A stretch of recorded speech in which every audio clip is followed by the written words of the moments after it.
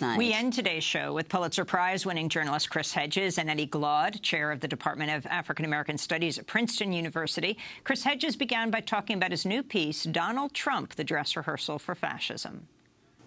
Well, that's what we're watching.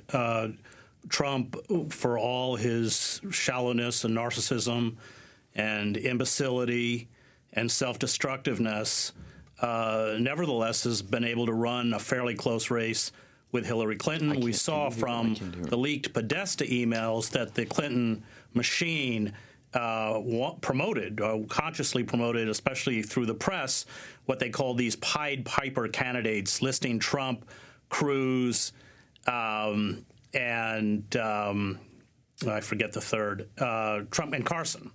And the idea was that they wanted to give them legitimacy. They wanted to push the more mainstream candidates like Jeb Bush closer to the lunatic fringe. And that's because fundamentally there is no difference between Hillary Clinton and a figure like Mitt Romney. It's, you know, what they're battling about is what Freud called the narcissism of minor difference. And the danger with this election is that the longer the policies of neoliberalism, austerity, the security and surveillance state, in essence, the paralysis on the part of our corporate state to deal with the suffering, grievances, and mounting rage of now over half the country who live in poverty, the more these lunatic fringe candidates like Trump, these figures of ridicule, reminds me very much of what happened in Yugoslavia, the economic meltdown of Yugoslavia, vomited up figures like Radovan Karadzic, Slobodan Milosevic, Franjo Tuđman, who were buffoonish figures before they achieved political power, much like much of the Nazi Party in Weimar. And I think that's what we're watching. And if we don't reverse the structural mechanisms by which we are disenfranchising and refusing to deal with the most fundamental rights and issues affecting now a majority of the American population, then we will get a fascist or a kind of quasi-proto-fascist, Christianized fascism embodied in a figure with a little more intelligence and political savvy than Trump. And that's why I find this election so frightening and so dangerous. I think it's the fact that the power elites embodied by figures like the Clintons and Barack Obama have been utterly tone deaf to what's happening and are playing a very, very dangerous game by, on the one hand, promoting a figure like Trump because, of course, his outrageousness gives her a kind of credibility without understanding that another 4 years of what's been happening and it won't be an effective political strategy anymore, and it won't be funny. And Professor Eddie Glaude, let's get your perspective on this. Earlier in the summer, you wrote a piece called My Democratic Problem with Voting for Hillary Clinton. Now, some say that Clinton's victory is now more or less a foregone conclusion. You also talked about the necessity of strategic voting. Can you talk about both the arguments that you've made in light of where we stand today in the campaign and with the election less than a month away? Sure. I think that it is reasonable to conclude that Hillary Clinton is going to win.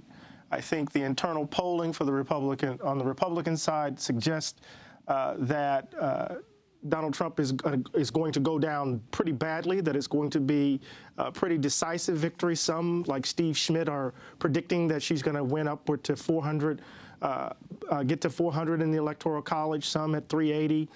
People are declaring that this is going to be the destruction of the Republican Party. And a lot of this has to do with, right, the fact that Donald Trump moves between being, as I've said before, a lunatic and an adolescent. And we can talk about him. But in kind of orienting us to this campaign, to this election cycle by emphasizing the ridiculousness and the bombacity of Donald Trump, we have turned our attention away from, I think, Hillary Clinton and the policies that have defined the Democratic Party up to this point.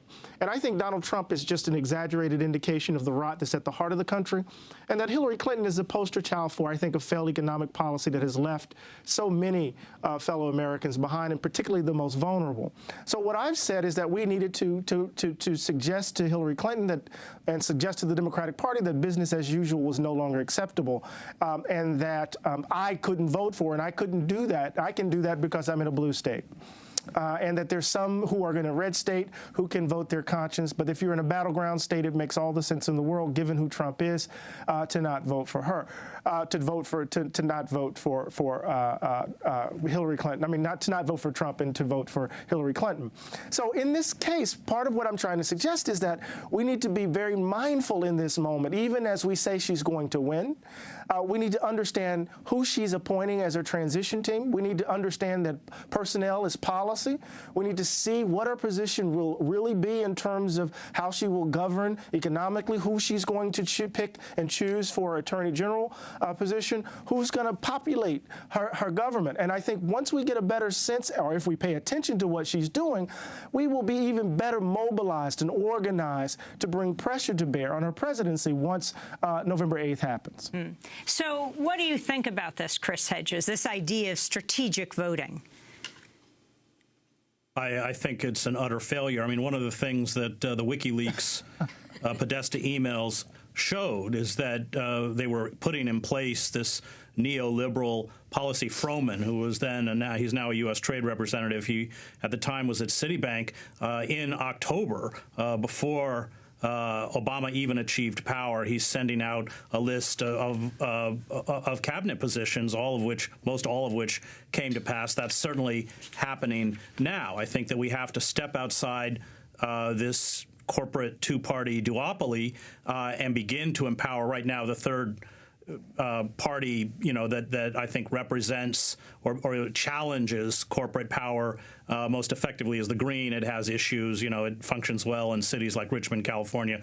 Doesn't function as well in other places. But if they can pull 15%, that gives them ballot access in 2020 in a few dozen states, and it gives them $10 million. I think that now is the time to, as Cereza did a decade ago, to fight back, because we have very little time left. One of the things we have to remember is that we have a large number of supporters of Donald Trump who celebrate American violence through the gun culture, open racism, neo-Confederate movements, nativist movements. And Trump, I think, has made clear now on the campaign trail that he will essentially attempt to discredit the system if he loses. And right now they are working within the system. But unleashing that rage, or essentially legitimizing that rage and that kind of violence after the election will begin to really rent the fabric of American society. We have no more time to play around. We haven't even spoken about the issue of climate change. We know from the leaked emails that Hillary Clinton is a fan of fracking. She brags about promoting fracking in Poland and other places as Secretary of State. We just the kind of weakness of the system itself cannot, I think, sustain much more of this assault without dramatic and frightening blowback and ramifications, and I think Trump is systematic of that. So, as I've said many times, I think we have to do what many Podemos and many parties in Europe have done. We have to walk into the political wilderness. We have to build movements, and we have to build alternative third parties that challenge this system, because the inevitable result is a kind of frightening police state. Well, legally, it's already in place. Physically, in marginal communities, they've been turned virtually into mini police states. The system of mass incarceration will not be affected in any meaningful way. Of course, it was the Clintons that put much of it in place.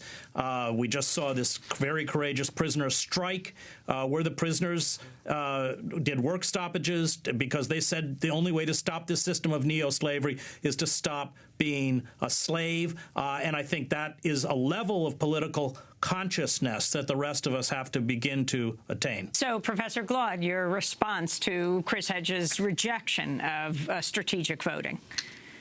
Well, I think we agree on principle, and part of what I think where we agree is that we have to keep Trump out of office.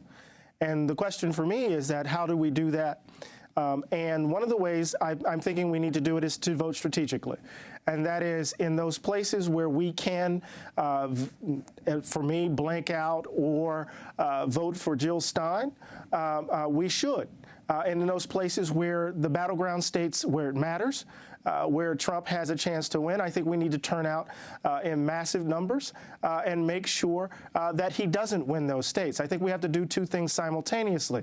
And I think he's right in this regard. I think that what we've seen and what we've witnessed in this moment is the bankruptcy of a particular economic ideological philosophy that has left so many people behind, and I think we need to dare to imagine a new world.